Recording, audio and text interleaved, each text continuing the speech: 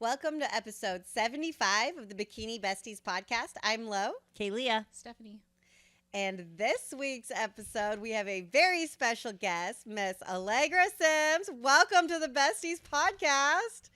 Hello, and thank you so much for having me. I feel so honored, and I feel like I'm just catching up with you guys. It's been a minute, so I'm excited to be here. I know, it's exciting. Yes. Yeah, thank you so much for taking the time to join us. We obviously know a lot about you, and you've been, we met you. I met you a long time ago, way back in 2020. And then the rest of everybody when you lived here briefly in Idaho. Yeah, so I was actually thinking about that before I got on here too, because I've competed with Kaylia. We competed at Emerald Cup in 2019. And then 2020 I met Lo, and did we compete at Idaho together? No, we didn't. We competed at North Americans, and we went to the Boss Fights retreat together. That's right. It was North Americans in the white tent. Yes, and she was actually there. Next step, I've never competed with. I was there. Yeah, I've never competed with Steph before. But no, we never officially competed together. I met you at the gym. Yeah, when you were here. Yeah. That was wild times. Feels like it's been forever, but I did live in Idaho for a hot 6 months and got to know you guys really well in person instead of, Instagram. So that's always fun. Yeah. Best part of Idaho, I know. That's the only part I miss are the friends that I have over there. So maybe I'll be back to visit and say hey. But until then, I'll be here. Maybe wait till summer because it's starting to get really cold here. Yeah. Yeah, I'm good. I'm good with the with the cold. So summertime it is. So for our listeners, how about you introduce yourself? Tell us a little bit about who you are and a little bit about you being a competitor as well. Yeah, so I'm Allegra. I am an IFBB Bikini Pro, which is still wild to say in my opinion. It's been a year and it hasn't really fully hit me, but IFBB Bikini Pro, a wife, a dog mama, a daughter, a sister, and I do have a full-time job. I work at Amazon as an executive assistant. So between all those things, I do go to the gym every single day, and that's not going to change. That's just who I am. I come from a very sports dedicated background. I played soccer collegiately, and I have that sports background in my back pocket, and got into competing through obviously just the love of the gym and being at a show and seeing the amazing competitors and just thinking I could do that. So I'm going to throw myself in there and give it a shot. So I started competing in 2019. I started with a local coach, and because I thought, I have to have somebody in person. They have to see me. They have to know me. So I started here. I did my very first show here in Washington State, Vancouver Open, and won my class, and then got fourth, I believe, in the overall. And I was like, oh, this is fun. I could totally do this. And then the food was actually the nutrition side of things was tough for me because I actually was under eating. So going into the show, I had to learn how to fuel myself, how to eat right, and how to eat enough. So I was actually eating a lot when I first started. So that was going into Vancouver Open, and then that was, when was that? May 2019, and then went into Emerald Cup here in Washington State as well, 2019. And that's when I met Kaylia, and we were in the same class, and I won that class, and I think it was D or E, whatever one it was, and I was like, oh, okay, this is fun. Let's do another one. So after that, I switched coaches to an online coach, and realized, I don't have to have an in-person coach with me. It's fine. I don't check in with them all the time. So got a new coach, and at the time, she said, hey, you're qualified for nationals. You won. Do you want to go? And I was like, sure, let's go to national. I have no idea what nationals. I didn't know what it was. I didn't know what it meant. Nothing. So went to Miami Nationals that same year. So I started prep in January, and nationals was in December at the time, in Miami. So I was in prep that entire year. But went to nationals and just had a great time because I didn't know what I didn't know. I didn't know that there was a pro card on the line, and I didn't know what that meant at the time. So I actually ended up placing top 10 in my class, and I was like, oh, cool, I did well. And then, looking back now, I'm like, oh my gosh, what was I thinking? Like, I was so small and such a stick, but that's fun.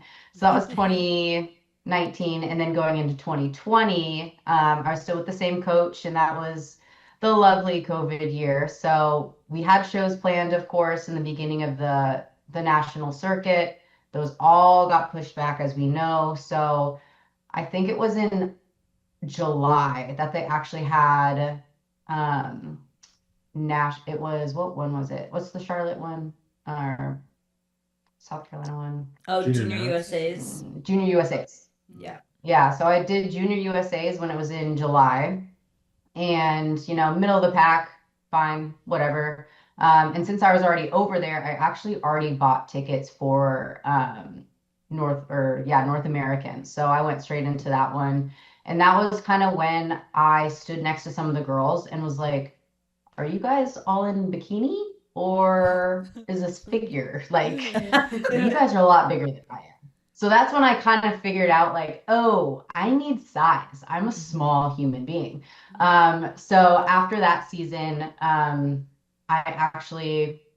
can't remember exactly if I took a full like reverse, but I never actually strategically built up until then. So, and then in 2021 is when I hired Dylan, and that is when things kind of kicked off for, wanting to earn that pro card and putting in the time and effort to build and take an improvement season and understand, kind of what all of that meant. So that's kind of like the beginning of my competitive career. And then I feel like it really started when I switched over to BA and took it a little bit more seriously and realized I do want to become a pro. So, of course, when you fill out an application, you fill out, what are your goals and your short term, long term, all of those types of things. So I had written in there, I want to win an overall, I want to place top 5 at a national show, and I want to earn a pro card. I am a very realistic competitor when it comes to some of those things. I know I wasn't just going to be like, oh, I'm going to go into a national show and we're going to win. So, I had those stepping stones of, I want to A, be in the sport for a while because I love it, and B, realize and understand that it takes time. So, with Dylan being as honest as he can, he was like, well, and like I knew I was tiny, so small. So we took all of 2021 to grow. So that was my full growing season. Came back in 2022, won an overall at the Idaho Muscle Classic, and that was my very first and only overall. And I was like, okay, one thing checked off the list. And then in 2023, I don't remember if I did a Nash or a regional show, but I did go to Junior USA's, or no, which one was that? Wow, I'm so Junior bad at this. Nats? Usually I'm like on top of it. Was it Junior Nats? The one in Chattanooga, I Yeah, love Junior that one. Nats. Yeah. Yeah. Junior Nats, yeah. So I did Junior Nats for the first time because I was like, I want to do Sandy's show. I heard it's really fun. And so in 2023, I was actually getting married as well. So I was that person that was like, I'm gonna do a prep, I'm gonna plan a wedding, and I'm gonna get married. And that is what we're gonna do. So I was that problem child that everyone's like, all the coaches are like, if you're getting married in the same year, we should not be prepping. And it was honestly so easy and so nice. I had such a smooth ride that entire year. So we went into Junior Nats and I placed top 5. So I was like, sweet, we got the overall, place top 5. And then I started to reverse diet into my wedding. So it was perfect. I fit the dress perfectly, all the things. So it was a really good year as far as that goes. So of course, getting feedback from junior nats, more size, more upper outer glute, all the things that we love to hear. So after my wedding, we did the honeymoon, had a great time in Cancun, and then hit the ground running for another growing season. And that season was what really put me to the physique that I had to earn my pro card. So the training aspect was the biggest thing. Working with Kaylia, posing, that was also just that's what really changed in my confidence was the posing and the training aspect and learning how to, train responsibly because as an athlete, you do have a responsibility to understand your body, but also push to certain levels. So that's when I found my groove and I found that, oh, I'm eating a shit ton of food. Let's put it to work. So after that, I went into 2024 and we did a regional show. And before that, before going into 2024, Dylan and I had a strategic, plan going into it. We're going to get in front of Sandy as much as we can, get the feedback, execute, get the feedback, execute. So it wasn't just like oh, let's throw shit at the fan and see what sticks. It was very strategic on how we planned last year's season. Last year? Yeah, wild. Last year's season. So, I flew down to California and did a regional show down there in front of Sandy. I was extremely lean. I have a very hard, lean, dense physique. So that was kind of going against me being in front of Sandy, but I placed second in the overall to my friend Cam, which was fun, but you're so close. So I'm like, I wanted one more overall, but I'm happy that she got it. Yeah. And then, immediately got feedback and I just needed to fill out. And I was like, okay, we could do that like Steph, like more food. Sounds good. Like just keep feeding me. So then we went into junior nats and I actually placed 8th at that show. And that was my lowest placing at the time. And I was pretty sad. And I wasn't sad necessarily because of the placing. I was upset because that was and still is my favorite look I've ever had. I loved the fullness, the hardness, the lines, the conditioning, everything was just, and I felt so good. So I was more upset about just, I did everything I could and I felt really good and I, didn't do, well in a way. So I got off stage after prejudging and I was with my husband, Zach, and he, after he knows, and everybody in my family that comes with me knows, after prejudging, whatever the case may be, give me space. I need a process. I need to make sure, I need to just reflect. I need to see what I have to do moving forward into finals. And then connect with my coach, see what we have to do, see what we have to eat, pull back, whatever, and then go to finals. So after prejudging, took my time, shed a few tears. That's okay. I had my moment. And then my husband actually came up to me and gave me a letter and was not expecting it at all. And it was a letter from my mom. And in my head, I'm like, okay, so if this doesn't work, we're going to the next show. That's just what do I have to do to improve to move on. So I opened the letter and my mom's right. She wasn't with me, but obviously.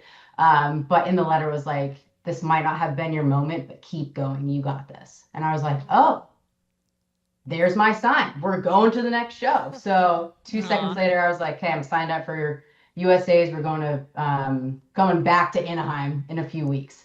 So I did get my feedback from that show and I was just too striated, too lean, too conditioned again. And then came back to USA's and filled out 6 pounds plus. I was eating, I had to fill out and then earned my pro card, placed first in my class in my E class. And yeah, got feedback from Sandy and she looked at me and said, you did it. You nailed it. this is exactly what I wanted from you. And her just like, and once you've been on stage with Sandy, you know, like she knows all the athletes, she knows who they are, and she appreciates and respects when feedback is, given, shown, and, proven on stage. So she looked at me, she said, "You finally did it. That's exactly what we want." And I said, "Okay, what do I need to work on?" And she was like, "Whoa, you just got your pro card." I was like, "What do I need to work on?" Like, there's always something to improve. So she said, "Just hop straight into a pro show, see how you do across, with the pros, and, just good luck." And so then I hopped into my pro show, my pro debut, and we did Rising Phoenix. And I got, third call outs out of 5 call outs. Super happy with it, got feedback, and yeah, I couldn't be happier with that season, and everything just kind of fell perfectly into place. So that's I my love that. my competing history. That's a the lot. Allegra story. Yeah, that's awesome. Oh, but I remember when you were fighting for that pro card and how I really think that your story goes to show too that maybe like our favorite look isn't necessarily what is the winning look, and that to earn a pro card or winning, it's meeting a criteria. It's not even always just it's not a leanness contest. It's not a, like who can be the Most impressive. the most impressive. Yeah. That's a really that's perfect. Because I feel the same way, like about Arnold Arnold. look. Like when you say Yeah. that you were sad after that show, that's still your favorite. Like that's how I feel when I think of Arnold. Like, and I just like get sad because like that's my best, but Yeah. it's not the criteria. It's what I don't know. It was just like a whole different vibe, And so like it's you, like the feeling that you're bringing to the stage, kind of thing. So I can relate on that. But also knowing like, oh, that's not the criteria. It is a good thing that like they don't, didn't award that, and yeah. Like you can have it make sense in your head, but at the same time, there's that part of you that's like, do I meet the criteria? Do I go with what I like best? And I think it is cool that you executed the feedback and that was rewarded. It just goes to show that kind of Yeah, absolutely. trajectory. It just like it shows, and it's like I said, it's so nice hearing like just knowing I'm being seen, and you see that I am listening. I'm not just going by the my own tune over here. At my first regional show in 2024, when I placed second, it was I got the feedback that my physique was hands down the most impressive. It was the most impressive, hardworking looking physique up there. And, the judges said that to me straight up, but said, "You need to sit down and stop working out." Like, so by then, I was lifting, training 5 days a week. And so we actually cut my training down to 4 days a week. So all last season, I was just training 4 days a week, and it wasn't even as, intensive as you think it would be, because I just needed to pull back. And that's probably the hardest part as an athlete, is being like, oh, you've made it this far, but it's time for you to actually relax, put your feet up, and cruise, like go on cruise control. What was your like? How would you describe your like mentality and confidence? Because I know, because I talked to you leading up when you had to put on the 6 pounds, when you had to fill out. You and I were talking through that, doing posing sessions and stuff. But like, because from what I know, you didn't love that, and like at all. And so talk us through like how you handled that, like manage that, and like how you and Dylan worked together on that, and yeah, that was tough. It was tough mentally, but as I told you, is I know I didn't meet the criteria. That was bottom line. I know I'm too striated, I'm too conditioned. And to meet that criteria, if I really wanted to go far or, become a pro, I need to fit that criteria. And, gaining that 6 pounds, that was 6 pounds in, I think it was like 4 weeks. It was a fast turnaround for that type of weight gain.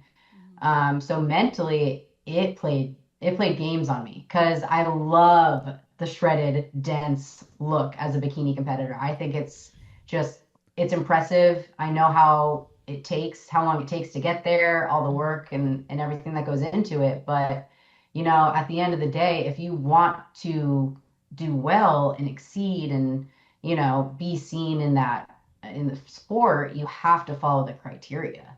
And I just didn't fit it. So, you know, I talked to Dylan every week and I was like, okay, here we go. Like, how much food am I going to eat? Because I was eating already into junior nats. I was eating over 600 grams of carbs. And, you know, that alone was a mind game. You know, I was eating literally 600 grams of carbs going into like the night before I stepped on stage. And luckily, you know, some of it stuck, but then throughout the day, you know, my metabolism was just on fire. So we had to like keep feeding.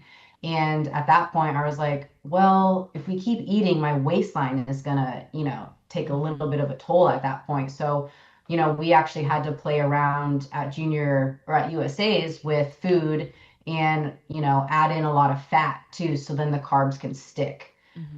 So again, it goes back to that mentality of, as cliche as it sounds, trust the process, trust your coach. Because, you know, if I was coaching myself, there's no way I would be like, oh yeah, I'm gonna have this, you know, banana nut muffin before before bed. I So remember all the muffins. just having the mental fortitude of getting through and like talking things through with your support system was big. Like Helia, we talked a lot about, you know, just the mentality of gaining weight.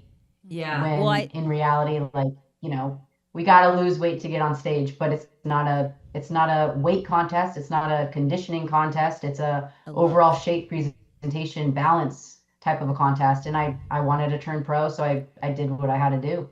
Yeah, I think you did a really good job. Something that like I respect about you is that you share your opinion. Like, I didn't like to put on 6 pounds. I liked my look, the other look before. Like, but you shared those true feelings, but you never like talked poorly about judging the sport, the criteria. You had that mindset of like, yeah, I may like this, but this is the sport and the division I signed up for. And so this is what I have to do to meet that criteria. So like, I just liked your mentality behind it. Like, you cannot like something, like, and you know, that's not my first preference, but this is what I signed up for and this is what it takes.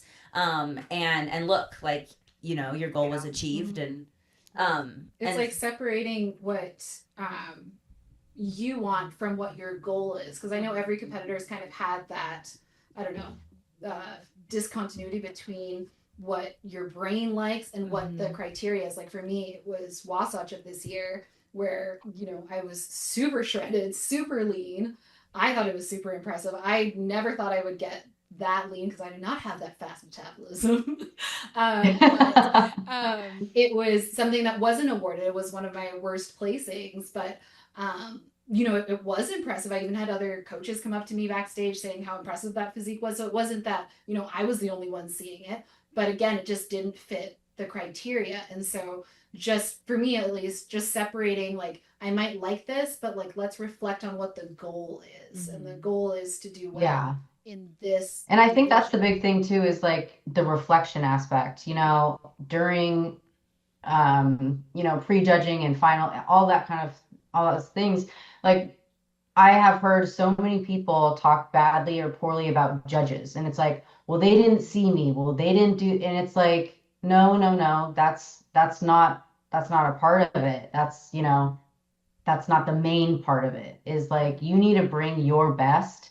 And, you know, sometimes that best is not, you know, the absolute shredded like look that we want to go for, but, you know, and the judges can only judge what's in front of them. And, you know, to badmouth sometimes like that aspect, I think is kind of poor sportsmanship. Yeah. And it has a poor, like, to me, you have a worse experience. Like, it's almost like you could have the feelings, because like you said, everyone has their moment. I definitely had my moment afterwards, because I remember standing on stage and them calling out first call outs and just you thinking that this is your best. And I just remember being shocked that like my number wasn't called. I just remember this like shocked feeling. Like not that, you know, I have this overconfidence, but I was just so happy with my physique that I was like, for sure. Right. Yeah. And so to kind of just come down from that and then like I said, like reflect on the fact that this is just not what was wanted in this division. But also just like taking in the feedback and seeing how you could improve and how you could make that physique closer to what the criteria is for that division for sure.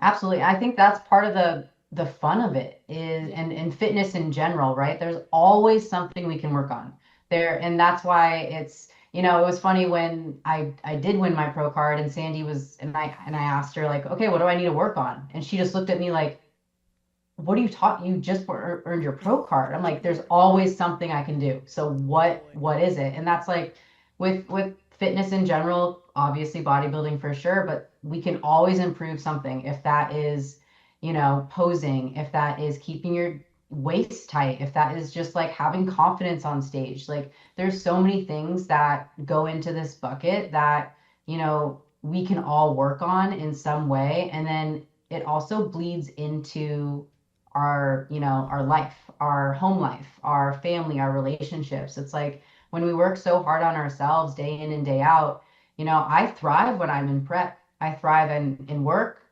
because everything's so organized. And, you know, in the beginning, of course, some of the relationships, you know, a little tough. And we navigate that. But, you know, everything is so structured. And like when I really focus, like the past year, I focused on posing with Kaylia. And once I put a lot of energy into that, I actually noticed how I carried myself around day to day with my confidence because that played a really big role of earning my pro card and being confident and presentable on stage. Mm-hmm. I definitely relate a lot to the posing too because that's definitely been one of my like my Achilles heel or my weakness. I really like with you know, focusing on your weakness. For one, I think it takes a lot to yes be aware of it, but to also focus on it and actually like not just say, hey, I'm going to get better at posing, but actually like dedicating time. Like kind of like you said, where you had to take away a little bit of training, which hurt because I definitely went down to like 3 days of training, which was crazy for me from 5, and so that hurt. But then to rededicate that time to where it actually has to go, because I don't know if you went through this, but I definitely had a little bit of avoidance as much as I, you know, like to say, yeah, I posed every day. Sure, I did, but I, you know, was it as focused as I could have been? Probably not. Like, was I just running through my routine a couple times? You know, but to actually like dedicate the time and make sure that you are kind of giving it that 10 out of 10 intensity as you would with training, because yeah, you see it. Yeah, absolutely. Right. I know it's like the repetition and repetition of, you know, what you have to do to get to that next stage. And, you know, part of that confidence and, you know, putting in that work or pulling back, whatever it may be. You know, for me, I had the absolute worst imposter syndrome going into some of these shows too. Because I mean, I talked to Kaylee about it and like a lot actually. Because, you know, after junior nats, I was 8th place. I wasn't in the mix like everybody talks about. It's like, oh, top 5. Yep, you're going to get your pro card. Oh, you're, you know, so-and-so got their pro card at this show. You're up next. And it's like, I wasn't in the mix. And, you know, having that confidence of just pushing through and being okay with gaining weight, being okay with showing up, not even placing top 5, and, you know, trying to portray as much confidence as I could. You know, that all plays a really big role. And, you know, each show you just learn so much about yourself. And I think that is one of the coolest, most fun parts about this sport is you learn about yourself through every prep is different, every show is different, and you meet so many amazing people throughout your journey that it just everything compounds and helps you become, you know, a stronger version of yourself. And that is just something that I love about this sport. And I think it's just really cool that, you know, we're able to mold ourselves in a way and, be somebody that we want to be confident in and be, that role model for somebody out there, even when you might not feel your most confident.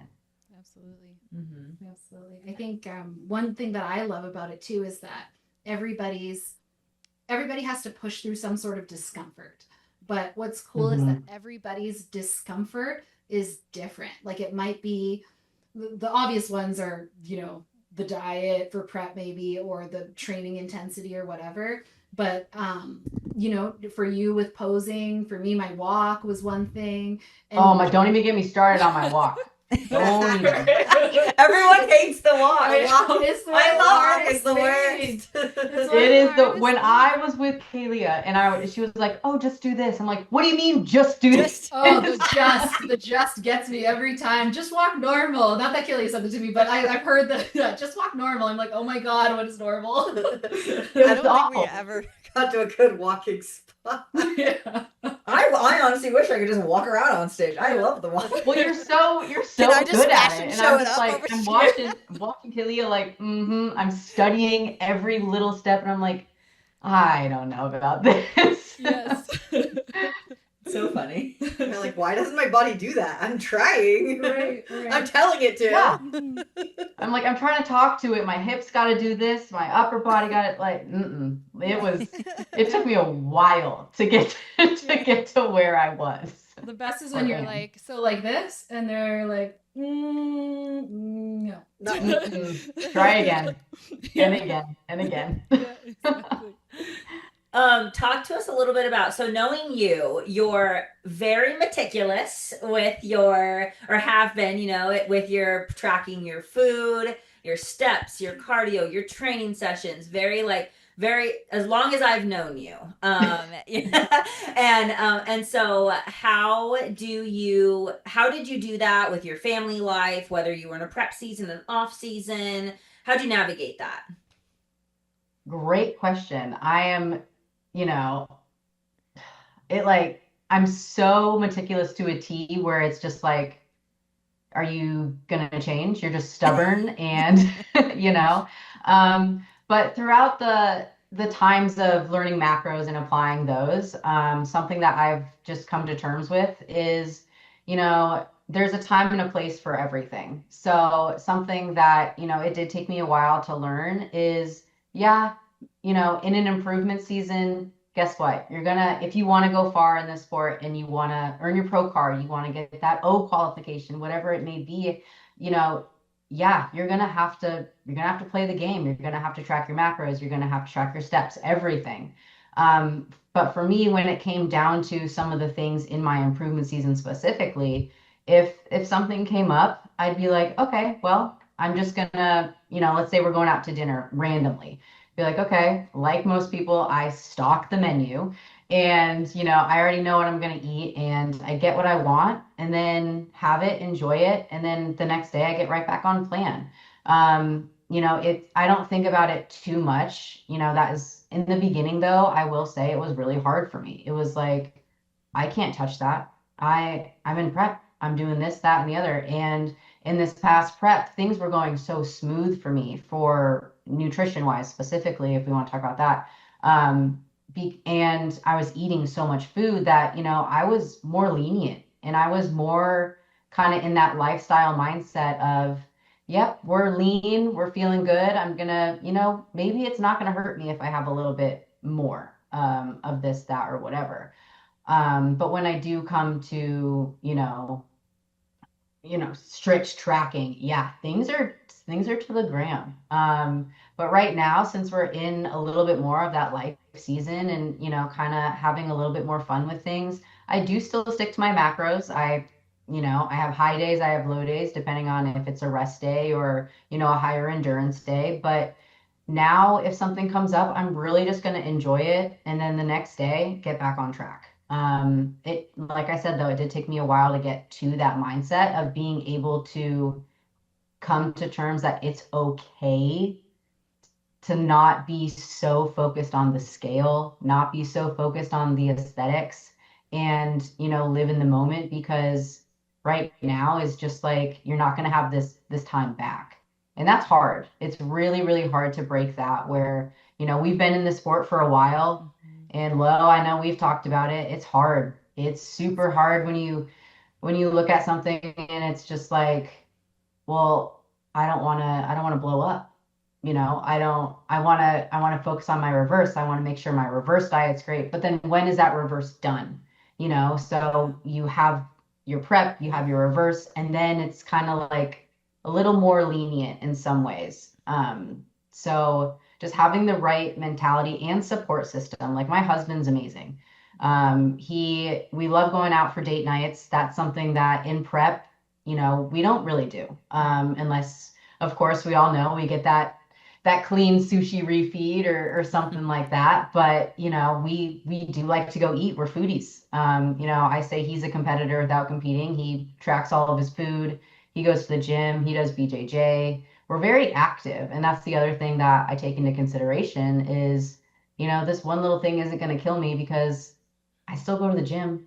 Even though I'm not actively competing right now, I still track my food. I still track my steps. I track my literally everything. But I have leeway and I have a little bit more fun when something just kind of comes up.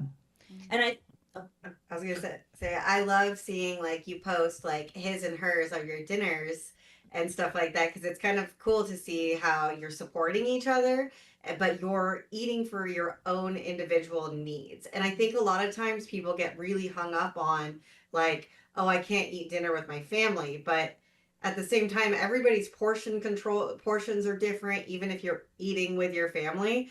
But I love the representation of you guys will make a different version of the same meal, maybe with someone has a different topping or a different salsa or like or different something that you like, and it's a different portion because you guys each have your own different size body, different size goal. But I like the way you guys portray it or post about it. Yeah, and I think that's a good call out too because we eat almost the same exact food. I prep chicken, rice, and sweet potatoes, and he does the same thing. And we have almost the same. I've had the same meals. I can't even tell you for how long, like 3 years. I have the same breakfast, same lunch, dinner, kind of changes around. And so does he, like we have our routine and we love that. And I personally think it's really easy, and because we both have chicken, right? But we'll change, like you said, the toppings and things. And people are like, how do you eat the same thing every day? Or how do you not eat the same thing at the same meal together? And I'm just like, but it's easy, and it's not like we go out to a restaurant and like when you go out to a restaurant, do you get the same exact thing as everybody else? No. So why is it weird at home? You know what I mean? Yeah. So, it's one of those things where it's like, this works for us. And, when he has a BJJ tournament or something, he might have to fuel up differently than I would for a bodybuilding show. And it's like, okay, well, I'm going to support whatever you got to do. I will help carb load you if that's what we're doing. But, I think that's the other thing when it comes to being in prep is you can bring your own food places. And, people who say, well, I can't eat with my family because they have different food. It's kind of a cop out because in a way you're so structured at this point where it's like, you know what? You bring your food, you eat it. And the main thing is who you're sharing it with, and that I think, a lot of people are just, they're so caught up in just the food portion. It's like, well, this is what I have to eat. It's like, okay, you first of all get to eat that and you get to be surrounded by people that, are supporting and caring about you and clearly, being with you throughout your journey. So food is a big part. And, Zach and I, it works, we support each other in all aspects, no matter what our goals are. Yeah, I like that. And I think one thing I also wanted to point out is that, we find what, like, you mentioned, like, what works for you, what works for us. And that's kind of something I learned actually this reverse and improvement season. I always thought, like, prior to this improvement season, that I wanted to become the person that, like, didn't ever track. I wanted to intuitively eat everything and all this stuff. And then I was like, wait, throughout this reverse, I was like, I actually tracking my food most of the time does make me feel good. I do like that. I just like what you mentioned, some balance. So that way if a social event comes up, or if it's a date day and we want to go out, or if it's like, a spontaneous thing, then like I have the mental freedom to be like, yeah, that's fine, go do this, and then get right back on track and not like think about it. And that's what Right. I've learned this improvement season, that most of the time I like to track, and that it just makes me feel good, it makes me happy, and it may not make other people as happy as it does. Maybe some people do want to go, or maybe I'll change this right in a year, 2, 5 years, but as of right now, like I've really like just like sat with like, I like doing it this way, this is what works for me, and I have a little bit of freedom here and there, and that just, it keeps me, because something important to me is that I want to always like how I look and feel. And I know it, to me, it's not always about how you look, but also like some of it is like, I like looking like an athlete. I like walking around feeling good. Like that's just what, and to do that means I got to kind of track my food most of the time. Like, that's part of that athlete, like what it takes to like do what we do. Like bodybuilding is aesthetics and stuff. And so, but I also found that like, I'm happy. I think when we're so lean, we're so used to this elite physique, right? This super elite look.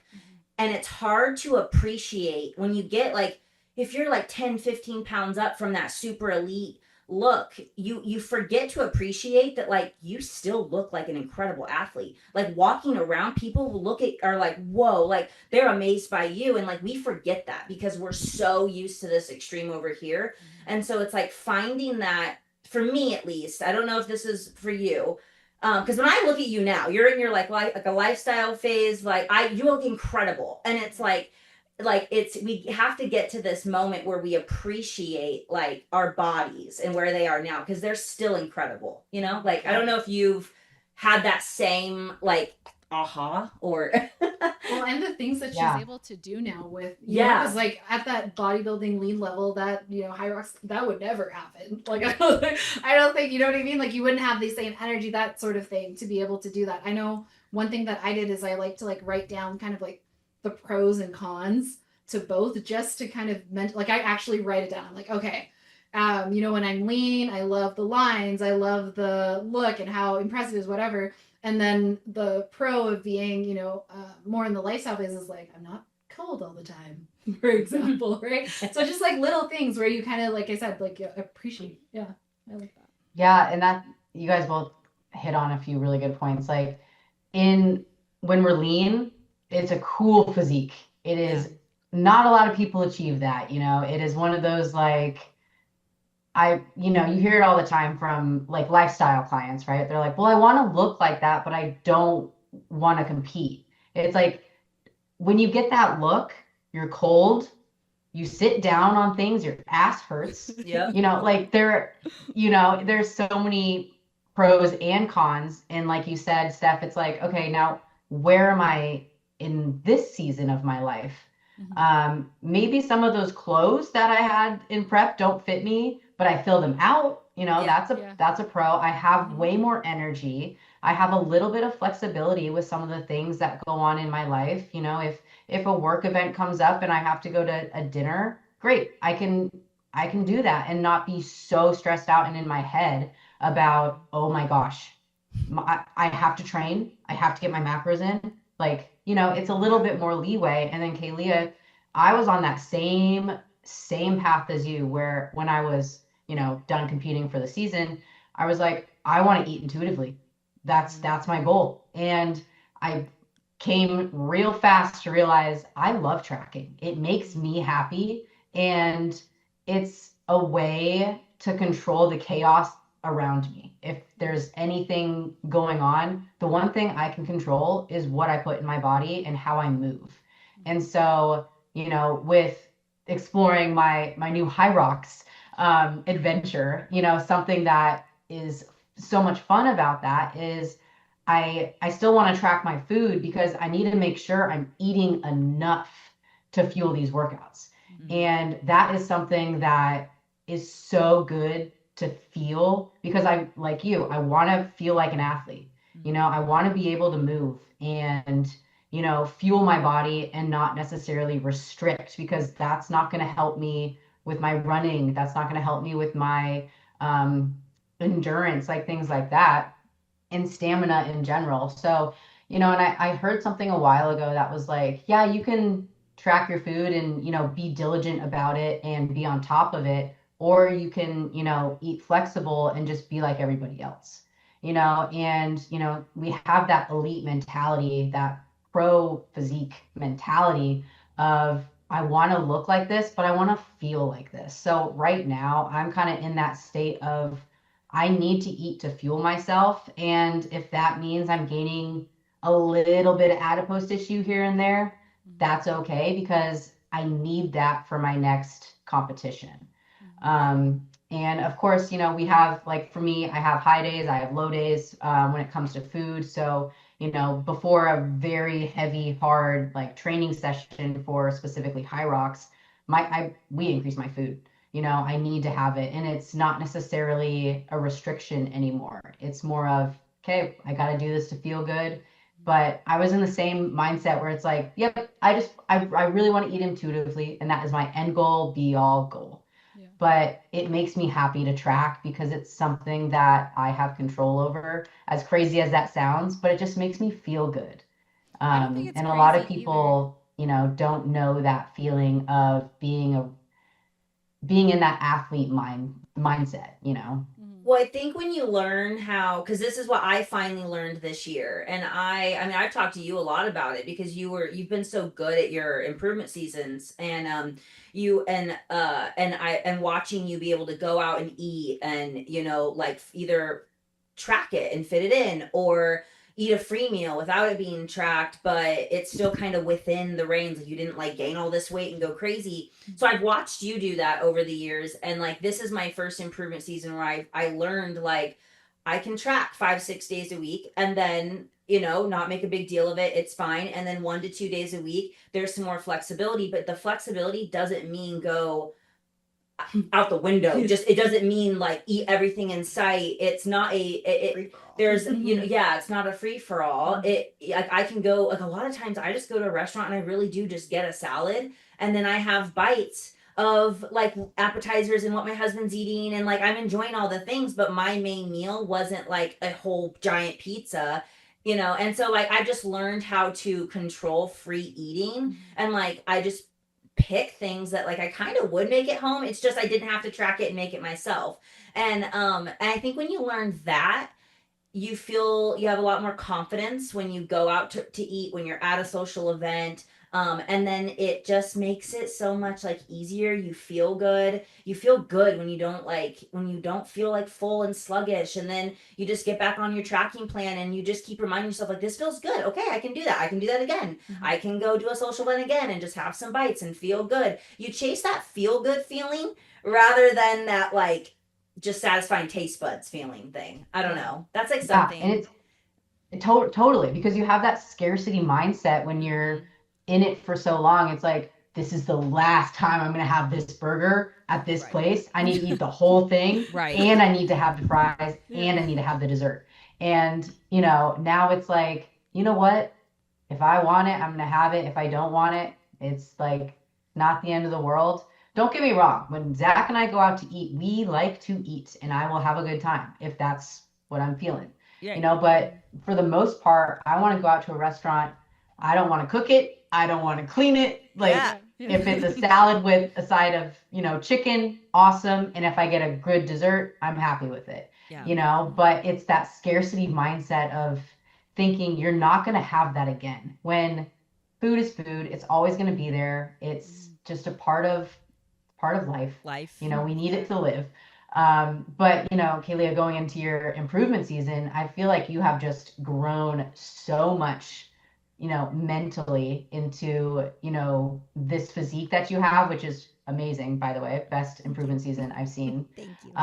But the mindset around your nutrition right now, I feel needs to be highlighted, just because you have come so far with that. So big kudos to you, because I know how difficult it is. And it took me, and it's still taking me some time, time and time again, where it's like, it's okay. It's okay to have a little bit of food freedom. And, not go balls to the wall, but Mm-hmm. go out and have a good time and order what you want off the menu. It doesn't have to be, oh, I have to get a side of rice with no butter, no oil. You know, there's a time and a place for everything. Yeah. I dipped my bread in oil the other day.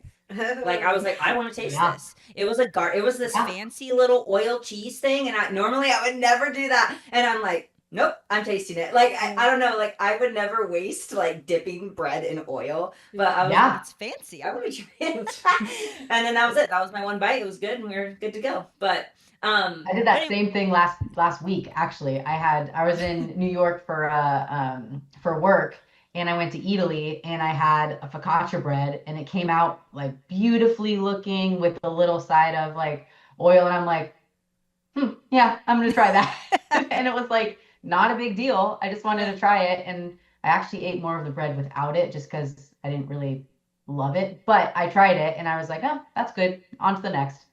Yeah. I have a question for both of you. Yeah. Just in the way that one thing that I kind of hear in terms of a similarity between both of you is that maybe I'm wrong, but perhaps like tracking maybe 80% of the time, or I don't know, 85%, whatever it is. Do you think that then kind of supports or helps you to be more flexible when you want to be more flexible? Like it's almost like the groundwork for being more flexible, and like that anxiety goes away, that kind of thing. Because I think when you're in prep or in your off season, we often kind of think we want the opposite. Because I know I've been in an off season and be like, oh my god, I just want to prep. I just want like back to the. I've never thought that. I know. I've never thought that. Or the opposite, when you're in prep, you're like, oh, I really want to be in improvement I've thought season that. kind of thing. That's Right? me. It's always like this Haley is whole like, put me opposite in improvement polarity. season and let me Yeah. die there. But do you think that like, you know, tracking Yeah. most of the time kind of helps you to I be think- more, you know, better? Yeah, I get your question. Does that make sense? I think for me it does, because I look at my week and I go, I've tracked, I've done all my steps, my cardio, I've worked out. I mean, like everything has been, and so it's time for a little bit of freedom, and then As opposed to guessing, like, how is this going to make me feel? yeah, if I You had know? a week like if I had a I don't know, I haven't done it, so I don't know. But I'm imagining if I had a week where I didn't track. Wait. I What went about to Vegas? Before we went to Vegas, remember you were going to track as much through Olympia, but then you ended up tracking a little bit more. because it makes me feel good. Yeah, Like that yeah, I might be ended up better. tracking so that way when we went out to the dinner, which I Yeah. still got a salad thingy, but like You did. I did. But see, my like food interests have changed. Like I think I just like I don't know, getting tacos and whatever. I'm just like, oh, I can make that at home. But yeah, I tracked because I knew I knew I was at least going to eat out 2 dinners, like 2 meals probably. Mhm. And so I just tracked so that way I felt like going into those, I just like yeah, I'd probably eat a little bit higher. I had that dinner, and then Sunday actually was a whole untracked day. Mhm. But I made smart choices, and I knew I had tracked like all the way leading up. So That was I- our 27,000 step day. yes, that was our 20 steps. So I knew I was getting tons of steps. So Yeah. like it when you think about, you factor in all that, like oh, a really high activity day. I've been tracking leading up to this one day, and so it's like yeah, we can afford a little bit of freedom. The body is not going to freak out.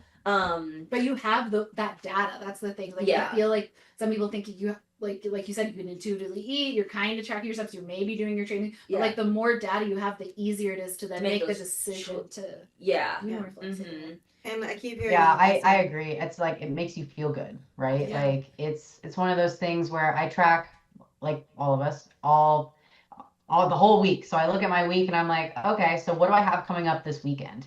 You know, and sometimes it's, you know, like last weekend was Halloween. So I figured, yep, I'm gonna eat a little bit of fun food, right?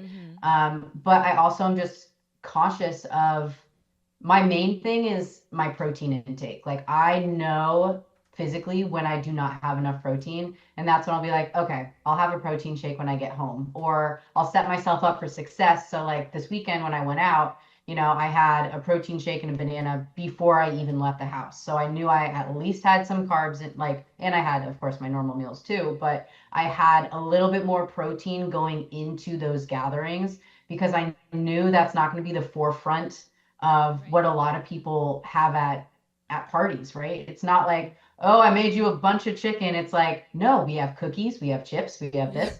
So I knew my fat and carbs were going to be up, but it's, being able to have that data of like how I feel too throughout the week gives me the mental flexibility of knowing it's okay to have a little bit of something here and there because our bodies are not going to freak out. They're smarter than you think, which is scary.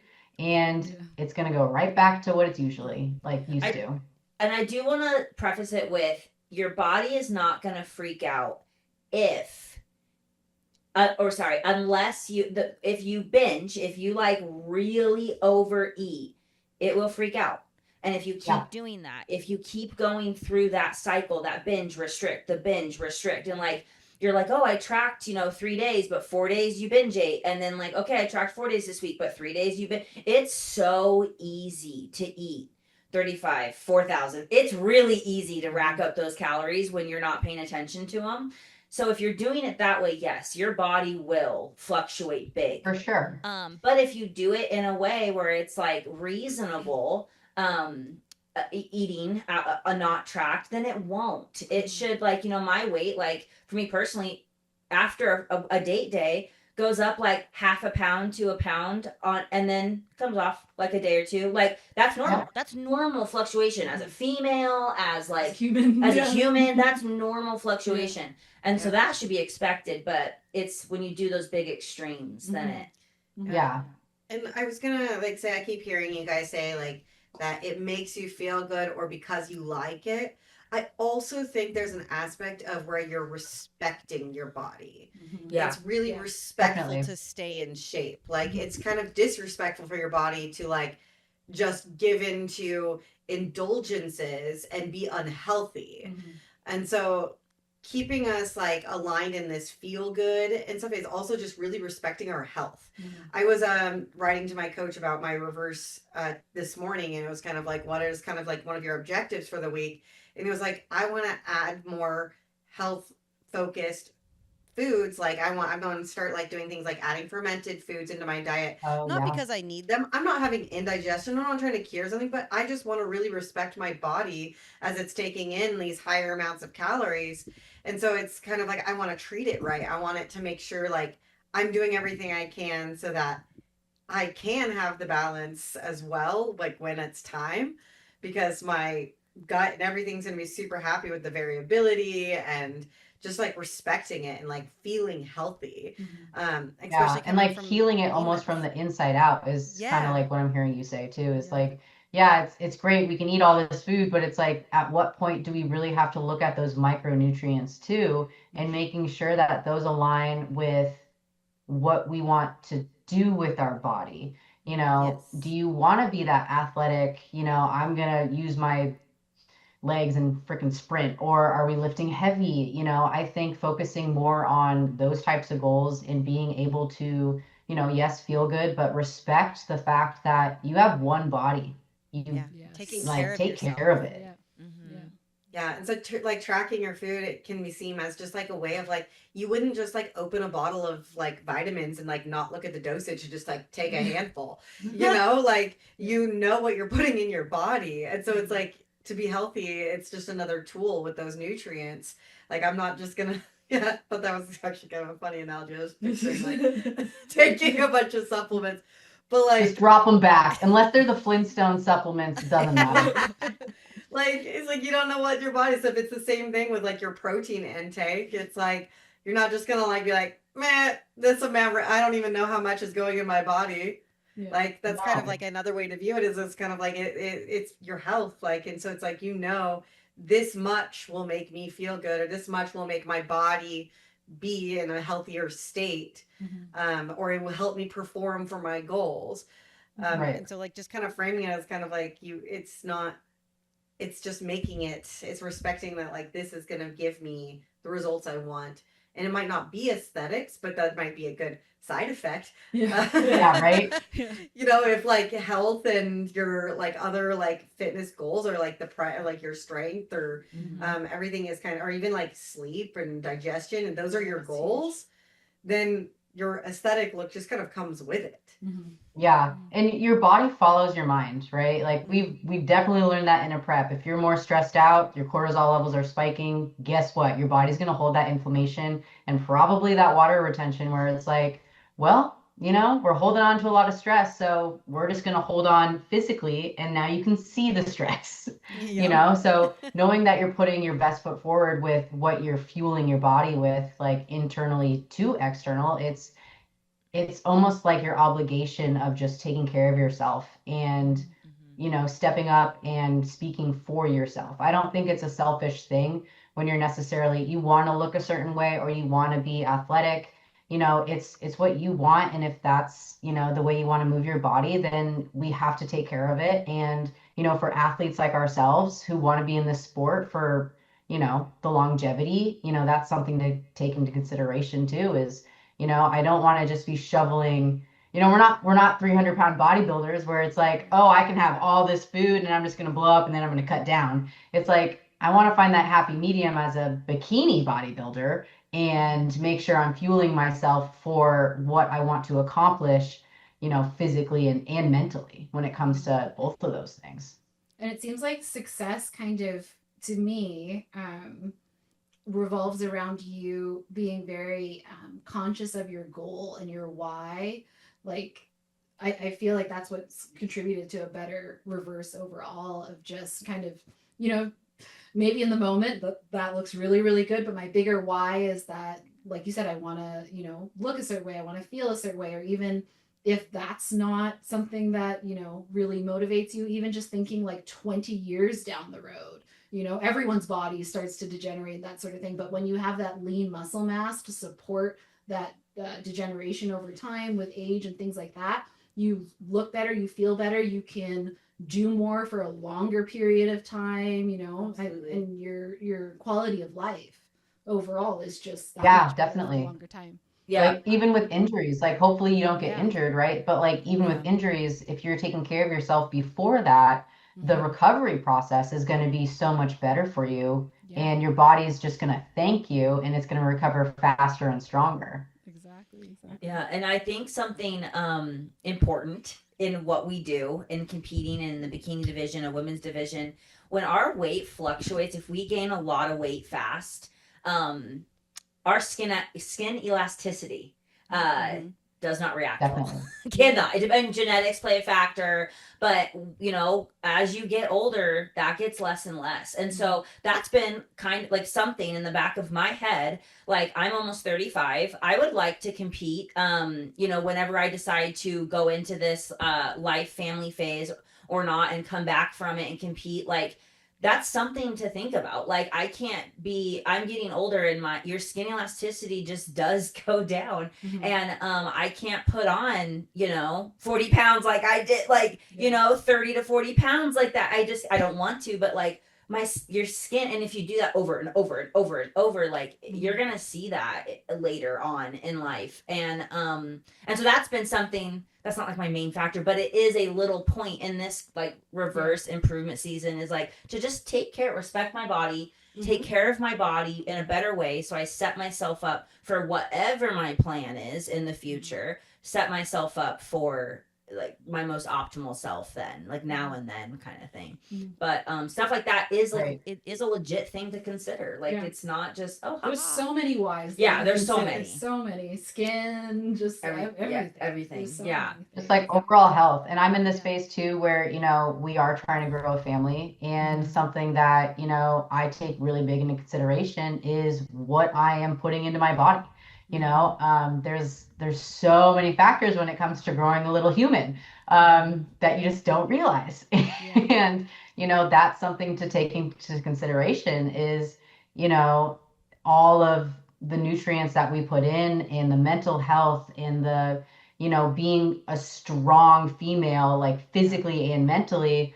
A lot of that goes just a long way when it comes to not only taking care of just yourself, but when you're trying to grow a family. And it's tough. There's a lot that goes into it, but you got to think of, like, again, that longevity of if you're strong now and you're taking care of yourself and you do want kids, or, maybe you don't, but if you do, then it's like, okay, my body's already so strong, and that means I could bounce back Yeah. even stronger with whatever my next goal is. Yeah. Like for me, my next goal would, after I have a kid, I would love to get back on stage and show that, we have so many amazing mom athletes. Absolute freaking role models out there. And I want to show that, whenever I do have a kid, it's, mom can do it too. Mom can, Yeah, bounce absolutely. back and have a good time and show that hard work does pay off. And until that time, I'm still going to be taking care of my body because I love it. I love tracking and moving and, all of the things, even though I'm not actively competing, we're dabbling in some other things, but, being a strong body is just going to go a long way. Yeah. It probably will minimize your bounce back too. Like, you're not gaining a Right. whole ton of extra weight, because they always say you're eating for two, right? I know. And that's one of the things too. Of course, like we're all research people, right? Yes. So it's like, okay, so what do I have to do when this happens and this happens? And it's Yeah. like, you don't need to increase all your calories right off the bat because you're not necessarily eating for two in a No. way, but like when you're getting into the second and third trimester, you might want to try something a little different. Yeah. Of course, I'm not there yet, but when I Yes. am there, I'm definitely going to listen to my body and see what it needs. But it definitely gives you a bigger why, because I know that was one of my biggest whys, even going into this whole prep reverse and prep again, is in prior preps, I was a little bit more selfish because it was just really my body. And if I put it on, I will be the one to take it off. So no one else can say anything. So who cares? But then when you're thinking like, when you're wanting to have a baby, that sort of thing, your body has to be in some sort of homeostasis or some sort of balance. And for us, thinking 3 months is a long time is not a long time for the body. Like the body is more like a year, 2 years, 3 years of having like consistency to know that it could provide that sort of like nurturing environment for a child and that kind of thing. So right. And it's okay that your why changes, right? I mean, when we got into competing, I'm sure all of your whys were different. I wanted to do it because I'm like, screw it, let's give it a shot. And then my why changed almost season after season and was like, now I love it. I want to be a role model. I want to show that anybody can, really put themselves through something like this, and you can learn and grow as a human, and learn more about yourself. And now my why for fitness is I still want to compete, and I'm competing in HYROX, which I'm very excited for. So, I still have that next goal, but my ultimate goal is to, eventually get pregnant. And, it's okay that, your goal might be kind of traveling a little bit, and your why is going to change along the way, and that's okay. Tell us a little bit. So let's go into a little bit about what you're doing now. Yeah. So you had your pro debut, and now you're transitioning into a life phase. You're doing HYROX. Yeah, tell us about what you're up All to the things. now. All the things. So after my pro debut last September, Rising Phoenix, I told Zach, I was like, I want to get my pro card. I want to do a pro debut, and then we can work on having babies. So check, all that's good. And then in September, we took out my birth control. So I had the arm implant. So I never actually got a full cycle. And I've always been super lean. So it's kind of just, it's been all over the place since I've been like, 14 or whatever. So that's nothing new, but I took out my birth control in September last year. And then I got my first official cycle in November. So I knew it was going to take a little bit of time, but I was kind of surprised it only took, almost like a month and a half. That's good. So, got blood work done, make sure everything's good. And it was fine, nothing too concerning. I've been completely off of everything. So I'm taking creatine and prenatals. So we're balls to the wall right now with some fun sups. But, I did want to give it a little bit of time to, get my body back to whatever homeostasis it needs to be in. So gave it a few months. And I was already reversing into my pro debut. So we just kept reversing, and I got my food really high. And then, Zach and I started officially trying, in March. So that's kind of like, it gave us a little bit of time to, figure out my body, make sure things are good. And then, I was just kind of unhappy with my physique because something was off. Something just like wasn't all there. So from March to May, I didn't want to go to the gym, which is really weird for me. I was kind of burnt out on a few things, and I was like, okay, I'm just gonna I think something's wrong, and we're gonna go get checked. So in May, I actually was diagnosed with PCOS. So I had a feeling something was off. So glad I went to, check on things, of course. So I was put on an insulin resistance medication for 3 months. From June to September. But during that time frame, I was like, you know what? I hate feeling like this and I need to change something. So I found, a different type of training, which was the HYROX endurance training in about July. And I was like, you know what? This is super cool. I come from that athletic endurance running background. So let's give it a shot. So I signed up for a different gym than my like normal bodybuilding gym, which is I love, which if you're in the area, come to the fitness compound because it's amazing. So I felt bad. I was like, well, I'm gonna go try a different gym. But it's specifically for HYROX training, and it's, HYROX is a lot of endurance. It's running, but it's also station and strength based as well. So it kind of brings the best of both worlds in what I want to do and how I want to feel and be that athlete that I've always been. So it kind of tapped into like my old self, which is nice. So I started doing that. I felt a lot better. However, the medication that I was put on made me extremely sick. So I was like, it felt like almost like car sickness all the time. So I would look at my car and be like, I'm not going in there. Like, hell no. And I would be sitting at my desk and just getting sick. Never actually like came out, but it was just nausea and it was bad. So during that time of figuring out, the PCOS symptoms and things like that, I did get checked and got my ultrasound and all of that kind of stuff. And I don't have the cysts, but I have everything else.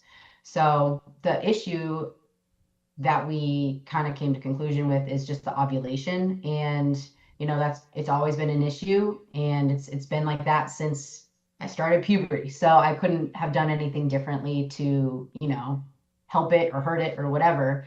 So I still have all of the PCOS symptoms. So then we started on a new medication to help with the ovulation cycle. So I've been on that for, like 2 months now. So we'll see what happens with that one. But during that entire time, I found this new training style and I am obsessed with it. I run every day now. I feel really good. I feel like that athlete that I've always felt since, I was in junior high, whenever I started playing soccer and I was like 5 years old or whatever. So I kind of like I said, tapped back into that. So I went full send and, signed up for my first pro HYROX race in December, and it'll be down in Anaheim. And the last time I was in Anaheim, I won my pro card. So I was like, this is a perfect full circle moment.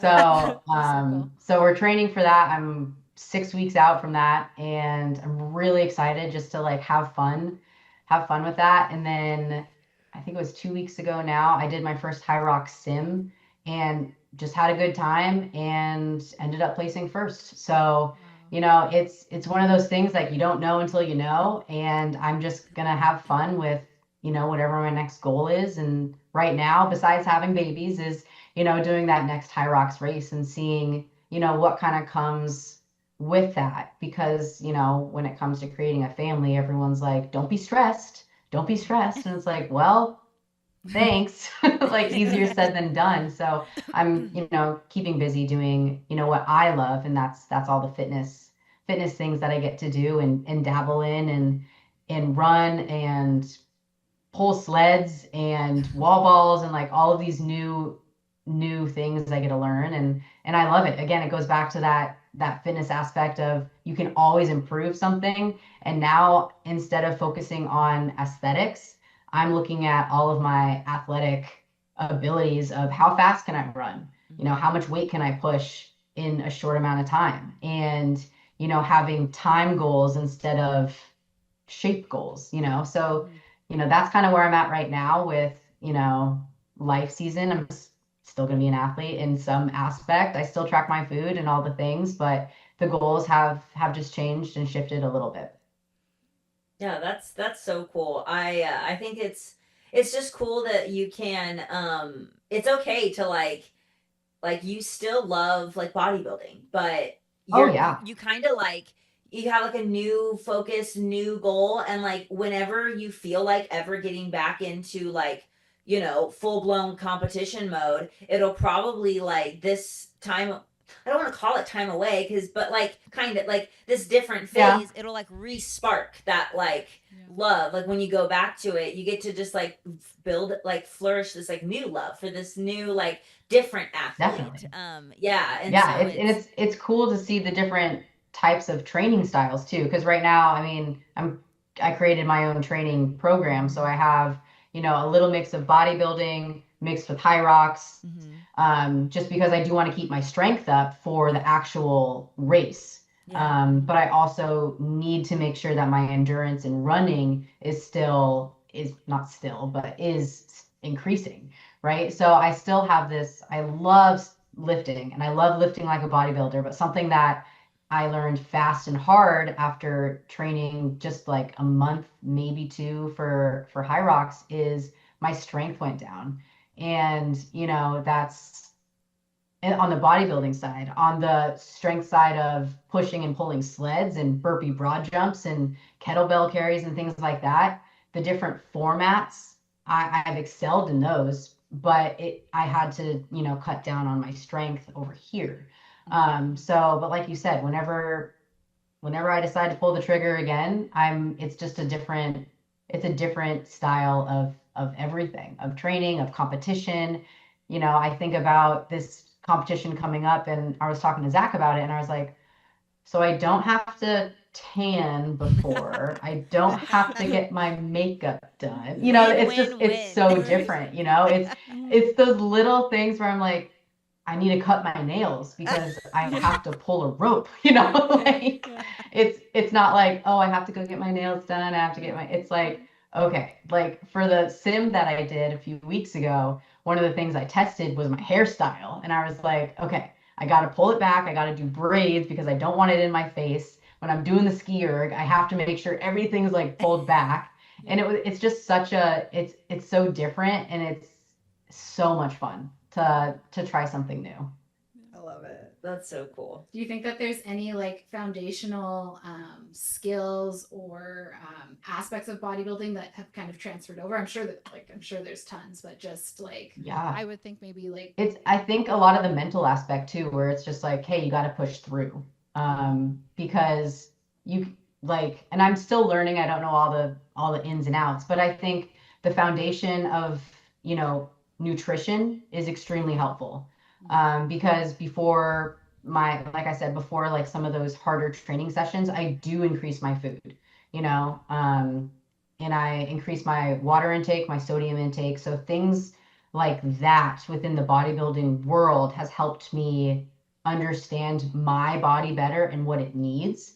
But it's also helped with the strength foundation. So, some of the things that we need to work on in HYROX is wall balls, and that's, a squatting, format. So it's like, okay, I already learned that. I know that foundation. I know how strong I can be. Now let's refine some things and put it towards this new exercise. So I think having a good foundation of strength and knowing your body, when to push and when to pull, is big. Because like we've done it, we overtrain. We get into bodybuilding because we love the training aspect. Nobody's getting into it because they're like, oh, I love dieting, let's diet. I love training, and that I'm just putting that training towards something a little bit different. So I think having that foundation and knowing when to push and pull is a big win when you're trying something new, like physically into the fitness field. Yeah, that makes sense. That's so cool. That's so cool. I think HYROX lost me at the running. The running And the the burpees. It's a lot of I was running. like, Oh no! I was like the sled. I thought that was cool. I'm like, I want to see how much I can push with the sled. But then the burpees Yeah. came up and the running. and I was like, oh Not no! for me, not for I'll just cheer for Allegra. No, it's fun. It's, it's the format. I still get a few of the stations like turned around, but between each, there's 8 stations, and between each one, you have to do a 1,000-meter run. So it's more about the endurance and the running aspect than the strength. And then there are differences between the pro and then the open. So, for us, we have to qualify to get to that pro level. For HYROXers, what they have to do, like anybody can sign up for a pro race, but the weights are different in comparison to the open. So I'm going to do a women's solo pro race. So all of the weights are heavier, actually. So, and I feel very strong about that since I do have a strong, like, strength background. So I need to work on my running. Need to work on that endurance. But, it's one of those things where I'm still learning how the format works. But I'm full sending it. And I told some people who, do race a lot, and they're like, oh, you just went straight to pro. I'm like, yeah, my goal right now is to finish. So we'll see how that goes. But I mean, like I said, so far I'm loving it, and the strength aspect is a lot of fun. And now I run. I'm a runner. I run almost every day now, and run technically, like this morning I ran 7 miles, but the other day I ran 19. It's a different mentality, different mental strength. Yeah, absolutely. Allegra, do you I have a question. Yeah. 2 questions. So what do you like most about HYROX? And then maybe this one question first too though. Do you find that within your races, do you have to it's an endurance race, so it's you're not really trying to go balls to the wall really. You're really just trying to pace yourself and basically marathon it, and just or do you how does that work? Because if you have a 1,000-meter sprint in between, is it the 1,000-meter you're pacing yourself and that's your break, or is it, and then you go balls to the wall during the sled and Station, you know what I mean? Is that kind of do you have to kind Yeah. of find a balance between each station, or a balance through the whole thing? So that's actually a great question, because that was one of my questions when I was getting into it. So with all of the research that I've done and, competing in that first race, the main thing that you have to focus on is pace. Because when you come out of that, the dome, right away, everyone wants to just sprint, but you gotta keep it pretty steady. So then you can have energy later on, right? So, you want to have the most energy when you are sprinting. But depending on the station, that is, a rest or rest recovery station or a push station. So you go, for the first one, you run your 1,000 meters. You want to start off not 100%, right? But keep it pretty steady. And then you get into the ski erg, and you want to make sure that that is slow and steady, and you're not completely gassing yourself out, so then you still have energy, right? So then you go into that next run maybe a little bit faster than the first one, and then you go into your next station, and the next 2 stations, sled push and sled pull. That's where you want to make sure you have a lot of energy, because those are the heaviest stations, right? So when you're pushing that sled, you want to make sure that you have a break. So is it 180 meters? No, I gotta get the meters right. But you have to push the sled a certain amount, and you should get up in the middle of it and make sure that you shake your legs out real fast and then keep going, because your lactic acid builds up, right? So you want to make sure that you're pacing yourself through the runs, but also knowing when to pull back in the stations. So the ski erg station, you kind of pull back a little bit, and that's almost like a recovery time. And then also in the rower, because that's the only station you're sitting down. So you kind of just got to get into the groove, and then you go straight into the run, and you keep going. The hardest one I found on my sim was going from the sandbag lunges to the run to the wall balls. So you have to have, 45-pound sandbag and you have to do, 80 meters of lunges or 100, whatever it is. And then from that station, you go into your last run. And that is when my legs, oh my gosh, they were like bricks. It was like, okay, lactic acid built up right away. And I had to like talk to my legs and be like, okay, this is your last run. Get it together. You got this. But it's about that pacing and getting the form right, more so than anything. What's your favorite station, or is it the runs your favorite? I do actually really like the runs. My Are you favorite a runner station, person now? I can run. Like, I'll call myself. a couple No, I months, mean, have you do like you're gonna be doing ultra marathons or something? I don't think I'll be doing those ultra marathons anytime soon. I might be doing a half marathon, but I'm not sure about an ultra. That's wild to me. A couple more Um, marathons, what? It's just a couple more marathons. Yeah, just a couple. Damn. You're a completely different athlete at that time. And That's true. those people are amazing. But my favorite station, I really weirdly liked the sled pull. I Yeah. respect That's it. That's a strong man. Yeah, I like the sled pull. I think it's fun. The wall balls are something I am trying to work on. Those are the hardest right now for me. I just have to get my form right, my elbows and this, and it's just learning something new. Yeah, just a whole other different technique that you gotta problem solve.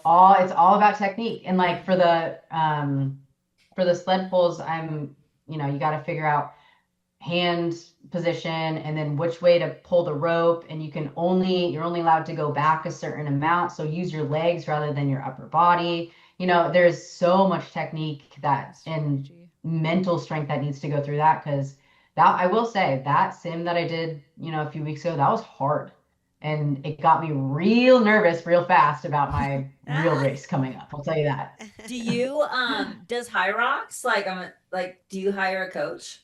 Do you have a coach, or do you like do people hire coaches for this like you would in bodybuilding? Yeah, so people have like running coaches and strength coaches.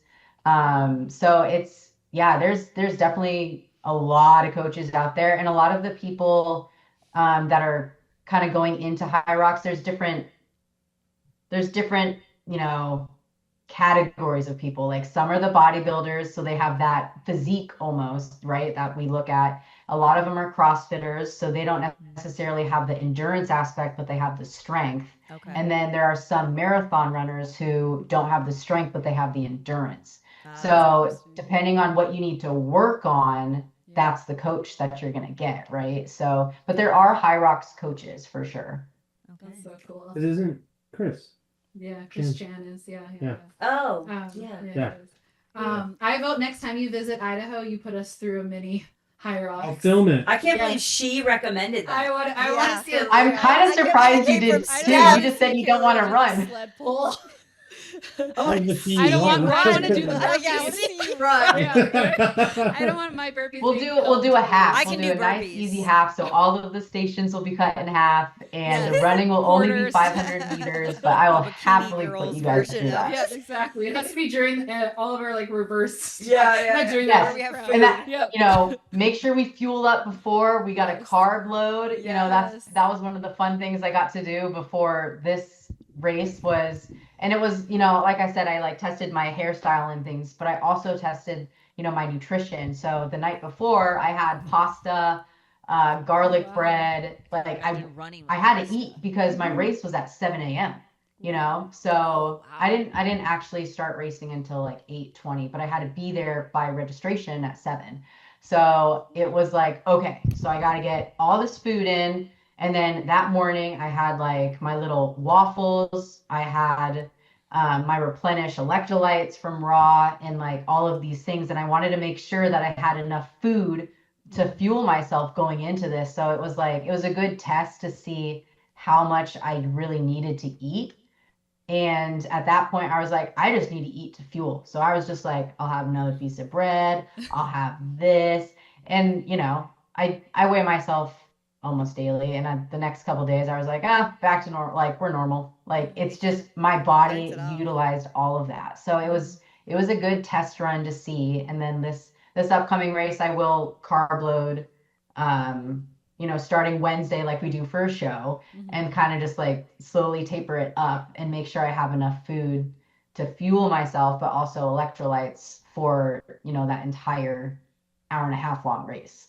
That's really cool. It's cool to see because like just how analytical you can be about it. And I think that does come from bodybuilding. And I yeah. think you thrive in this too, being not just an athlete physically. It's just like we do have that competitive drive. And it's like why, you even probably got into competing. You're like, I could get good at that. And so even here it's like you're like, well, yeah, pro race, I could get good at that. And so it's kind of cool to just see that you be able to pour yourself into that and still have that part as you're shifting priorities and in different seasons of your life. And really like pour into that like competitive drive that you've had being an athlete your whole life, just in different areas, Right. different focuses or different strategies. But it's really cool. Different strategies, different techniques, all the things. And like in that sim that I did, you go in heats, right? So there was 4 of us that went each heat. So I was the 10th one. So plenty of people went before me. But when somebody's like right on your ass and you're like, oh, I gotta beat you, say less. Like I'm off. And you can physically see, when you're on a bodybuilding stage, you don't really want to look around to see exactly where you are or you forget. But I'm like, oh shit, like I gotta get on this horse because this person's literally right behind me and I want to win. So, we have that competitive drive, and this is just a different way to see it, really, is like, on those runs, I was totally talking to myself like, okay, this is the 4th one. We're halfway there. We got this. Nobody's behind you. Keep going. And it's just so cool to have a different perspective on a sport. And like you said, that technique comes into play, but that mental fortitude of you just got to keep pushing. This sucks and your legs hurt, but you got to keep going. That's really cool. That's probably gonna make the next time you ever prep cardio so much like Oh yeah. like Not even call it cardio. training for a bikini prep is gonna be nothing. Yeah. After That's kind of how I feel. I'm like, oh, this is hard. This is not an easy thing to do. Yeah. Like even after the race, I told Zach too, I'm like, I think I would have rather gone through a 16-week prep at that point. That's funny. That's awesome. Mm-hmm. But yeah, it's fun. I think, I like to encourage other people and other athletes to just try something new, get out there. I take on a few clients here and there for, lifestyle and competition, and being able to dabble in other types of fitness helps me become like a better coach, a better, mentor to some people. And, since I started the HYROX, it's like a lot of people have questions out of the blue. And I'm like, well, this is what works for me. So we're just kind of testing things out. But it goes back to that fact that, fitness is for everybody at some point, and you can always improve something. And the coolest part about it is the people you meet along the way. I have met some amazing people who I don't think I would have seen or talked to outside of, the HYROX gym that I go to. And I think, having their support and, them looking at bodybuilding in a whole different way than I thought is super cool. But having made those new relationships and, along the way is priceless. And I think that is the biggest thing with bodybuilding and fitness in general, is just creating those relationships that are going to pretty much last a lifetime. And you're going to have those people in your corner supporting you no matter what. Which is exactly why we have you here. Yeah. We've loved meeting you over our experiences and how our paths have crossed. Even hearing you tell your initial bodybuilding story, and you were talking about your 2019 at Vancouver Open. I remember seeing photos of you before I even met you from that show. Like I can picture your hair was really curled. There's an American flag behind you. I'm like picturing this. Wow, you got that down. Yeah. Yeah. So it is really cool because it like that was so long ago, and it really speaks to like how meeting other people who really inspire you, and that's why another reason we're really grateful for you to come on here and share your story. Because there's a lot of people like right here, we're in a room just kind of casually talking, but there's a lot of people listening who are out there maybe doing cardio or struggling or having a hard day, or maybe they're done competing and they're thinking about what do I do, and or maybe feel lost. And so hearing your story and sharing is like something that goes really far. And so we really appreciate you being able to share that, because it's not just sharing it with us, it's sharing it with a lot of people. And it really means a lot because, we're all just trying to get through this together. We're all going through different experiences. And the more we can share, the more we can help others and inspire others. And you've truly, like, over your journey, gotten to a spot where you are inspiring others. They inspire me. As I'm transitioning from my competition season too, it's really cool. And like going towards a family and life season, it's just really awesome to hear how things have been going for you. And yeah, thank you so much for sharing that. You're welcome. I'm so happy that I was invited onto this podcast because all three of you ladies I look up to, and we're all in different seasons of our lives, and we started all in the same season. So it's cool to see where we kind of have all branched out, we have somebody who's, getting off stage, getting on stage, in improvement season, in life season. And I think it's important to highlight all seasons of life, whatever, you're in, and make sure that you really honor and own that season that you are in, and don't take it for granted. Appreciate how far you've come. And if there's a hard time, feel it, live it, move past it, and your support system will be there to help you out. Absolutely. Love that. Yes. Thank you. And if there's anywhere that anyone wants to reach you, how can they find you online? Mostly on the gram. That's about it. So what? On Facebook? Sure, you can follow me on Facebook. My what's your Facebook Instagram name handle? is actually Allegra Brown. I did get married in, like I said, in 2023. I just went to the DMV yesterday and changed my name. So Oh, that's funny. I um, didn't even think about that when I introduced you. I'm all over the place. I go by both. Until I see it physically on my license, I'm not sure if it's going to hit me, even though it's been 2 years.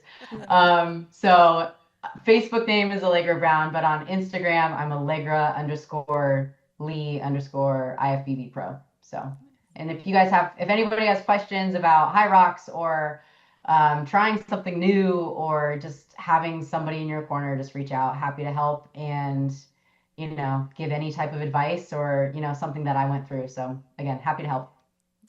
Thank We're so happy to you. have you. Yes. Thank you so Thank much. you. Yes, thanks, Allegra. All right. Thank you.